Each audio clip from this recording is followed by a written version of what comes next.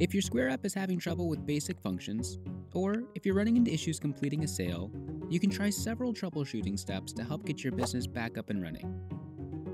First, make sure both your mobile device and Square app are up to date. Next, log out of the Square app and sign back in. If you're operating in offline mode and have pending offline payments, you won't be able to sign out of the app. This is to prevent your pending payments from being lost. Turn your mobile device off and then back on. Force quit the app on your device.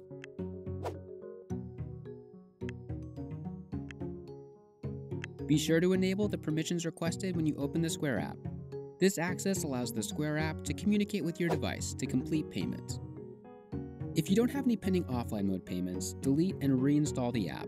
To delete and reinstall the Square app from an Apple device, press and hold the Square app icon until it begins to shake. Then press the X. The process can vary slightly for each Android device, but generally you can head to your app settings, then All Apps, locate the Square app and tap Uninstall. Deleting and reinstalling the app will not impact your Square account or completed payments because your data is stored on our servers. Keep in mind, if your device is in offline mode, don't delete and reinstall the Square app. Pending offline payments will be permanently lost, and funds will not be captured if the app is deleted. Once you're all set, log back into the app with your email address and password. To learn more, head to square.com/help and search keywords app troubleshooting.